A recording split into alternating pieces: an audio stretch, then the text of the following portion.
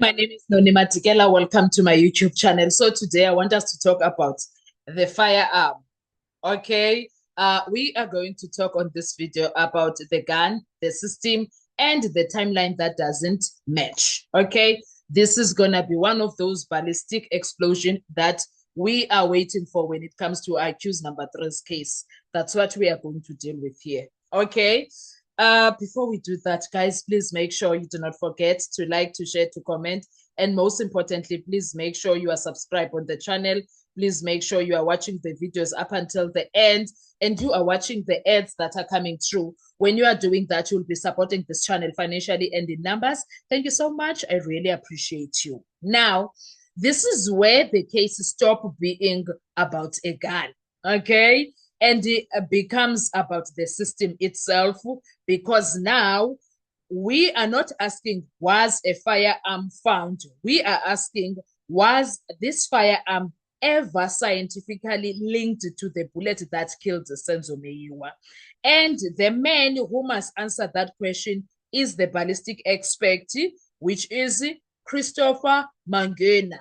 And guys, I already told you that Christopher Mangena has run a number on the state case when it comes to this situation of the firearm.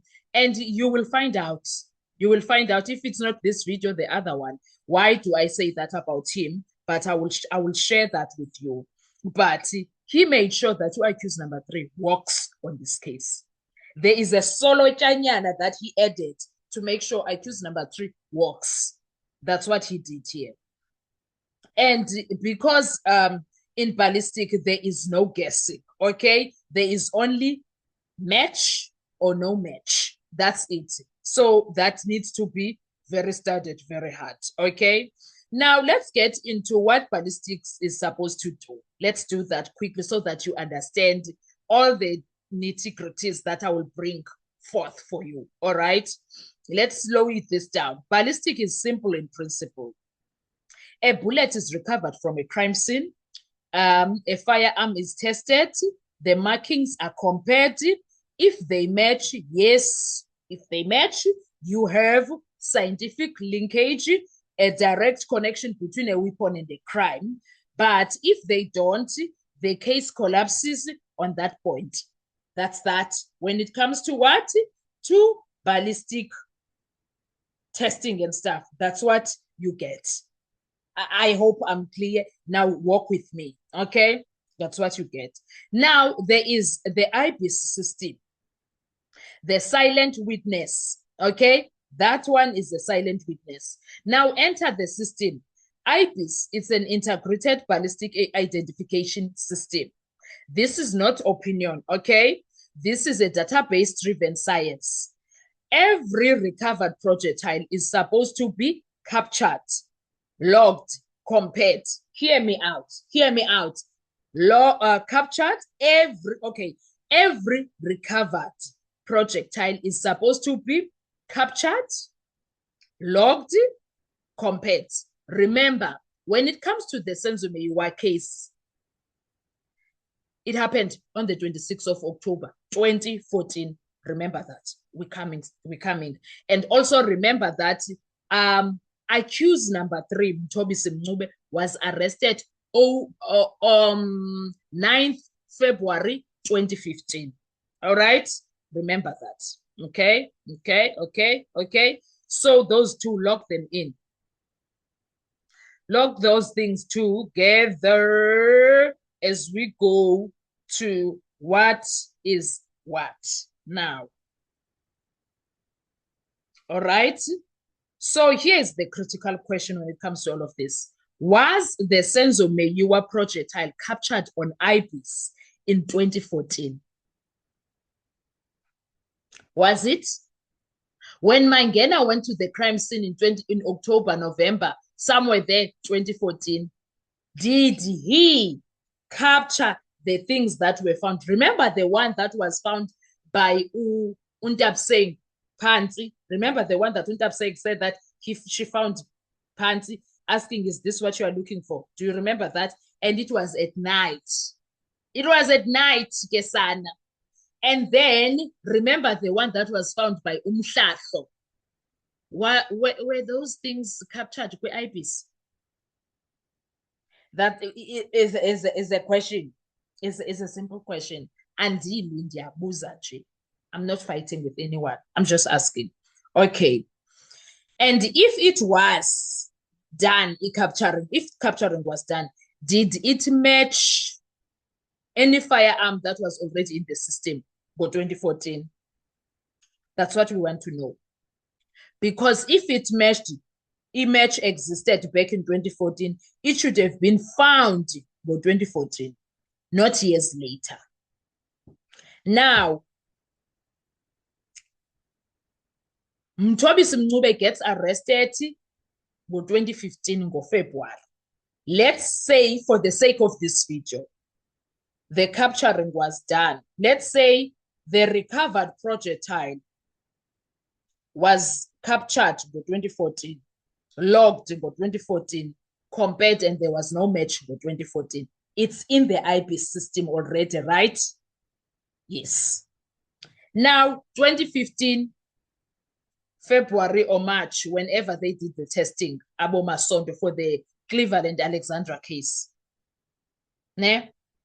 Now they do the testing. They bring in the firearm that was found in Mthobisi Mncube's house room. Now, what we want to understand, what we need to understand, did Mthobisi's firearm, when it was tested for, because I want to believe, did the murder of Reggie happen in January 2015? Ne? So when it was put on IBIS, le firearm Kamncube, it only linked with this one of Alexandra case. It was already locked. Most that one was already locked, right? It was already locked. So does that mean when it was locked, it only gave us Lena Yase Alexandra only? If La firearm gave the case Yase Alexandra, meshed with that Alexandra case? Why it did not match with the Senzo Meyiwa case that was already in the system? Because that's how it's supposed to be. Why it did not match with that? Now, the other problem that we have, the timeline problem. Now, the timeline becomes exclusive because sense. For 2014, Senzo Meyiwa's case occurs. Projectile is recovered. Ballistic expert involved from day one. Bapa. But then, for 2015, Mncube is arrested with a firearm on February 29th of February 2015. Go 2017, he is sentenced for that firearm and its case. But the Senzo Meyiwa case is hanging. And guess what? The Senzo Meyiwa case is making a noise. People are asking, why is Senzo Meyiwa's case not resolved? 2017, 2018, 2019, people are asking questions why. This firearm is there for IBIS system. The projectile that was recovered for 2014 is there for IBIS system. Tell me why ngokuzingadibani. Then now go 2017, this firearm, because it had nothing to do with any other case that needs to be resolved, it is put aside. It is put aside on the list of firearms that are supposed to be destroyed. 2017. That's the evidence. A court lay. I don't know what happened. Maybe because Mncube did apply for what you call this appeal. Maybe that's why it never went for destruction, the firearm. Maybe. I'm not quite sure when it comes to that. But now, let's say Ilinde appeal. While Ilinde appeal, it's not linked with any other murder. Mncube is in prison from 2015 until now. He's still in prison. So till now, we take it Mncube has never went anywhere to, we don't expect any case against that firearm because in 2015, when it was tested, it only linked to the Alexandra case while he was arrested and put Kupi at Cleveland police station. So why was this firearm not linked with the Senzo Meyiwa case at that time? Why only ngo-2020 this firearm returns as the murder weapon for Senzo Meyiwa, who died first than the 2015 murder of the taxi boss? Why? Why ingahlangenanga? Now, defense needs to come up and say, if this gun was the murder weapon, why was it not linked back in 2014? Why did IBIS not flag it? Why did the system stay silent? Because systems do not forget. Systems don't improvise. Systems don't realize later. Why u-IBIS engamreportanga ukuba le firearm neyifaka la into zayo, actually ngo-2014 it was somewhere. Just like when it comes to the murder, yes, DJs, about DJ Sambot, DJ Fintos, DJ what, they are security people.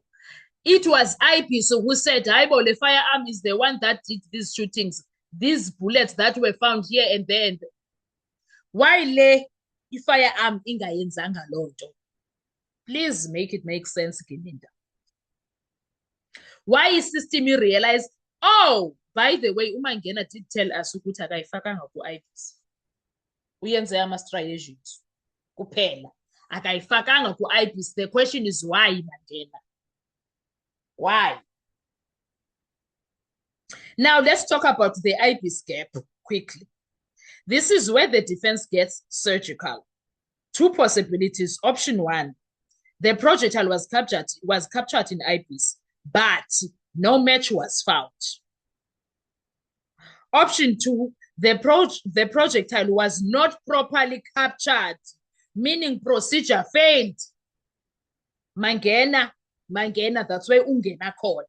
Ungena apho Mangena. Either way, the state has a problem, because if no match, this is not the gun. If no capture, investigation is compromised, let them go. Let accused number 3 go. Defense line on this situation, you cannot fix a forensic failure years later. Awukwazi. You become suspicious, kaloku. Now, there is an issue of SEP 18 and chain of control. Let's go deeper on that, Papa. Let's do that deeper. Go deeper, Papa. SEP 18 is equal to firearm registry system. Tracks movement of firearms in police custody. And here is the issue that we have here. This gun sat in the system for years. Years, 6 years to be specific. So the question becomes, who handled it? When was it tested? When was it entered into IBIS? Back in 2015 in March. If those answers are unclear, okay, chain of custody breaks. But if those answers are clear, still chain of custody breaks for Mangena, because it can't be on IBIS and it does not link to the crime scene of Senzo. Hell no, we refuse. A firearm without a clean chain is a contaminated exhibit. Contamination happened there. That's a kai.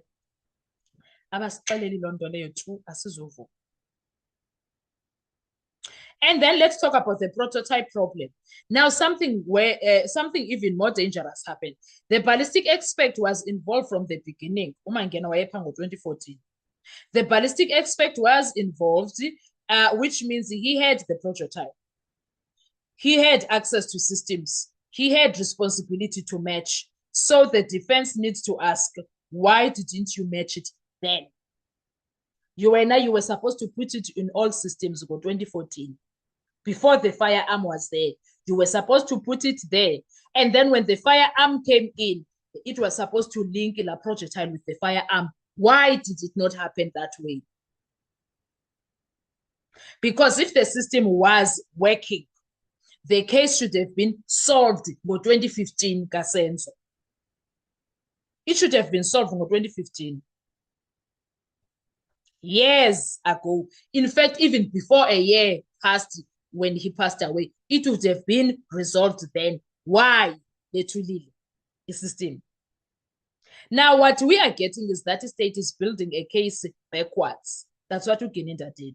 Now, everything connects, late firearm, no early match, weak chain of custody, delayed linkage, and the picture forms there. It's a bigger picture. This was not evidence leading the case. This may have been the case chasing the evidence. A defense can come back and say, you did not follow the evidence. You followed a theory. That's what Ugeninda did there. And let's be clear. No confirmed IBIS match in 2014. No confirmed IBIS match in 2015. No confirmed IBIS match in 2016. No confirmed IBIS match in 2017, 2018, 2019. Only go 2020. Njani? Kanjani? Ayikwazi. Where is the science that proves the gun fired the fatal bullet? Where? In criminal law, science is supposed to close the case, not open questions. And when the system is silent, the timeline doesn't match, the chain is broken, the truth becomes unavoidable. This is no longer about the gun, it's about whether the evidence was built or discovered. That's it. That's it. What are your thoughts? Let's talk in the comment section. I want to hear your views. Why 2014 or 2015 Why 2015 this match was not found? Why if all the capturing were done, why was this? Because Umangena had that projectile back there. Please make it make sense. Thank you. Bye.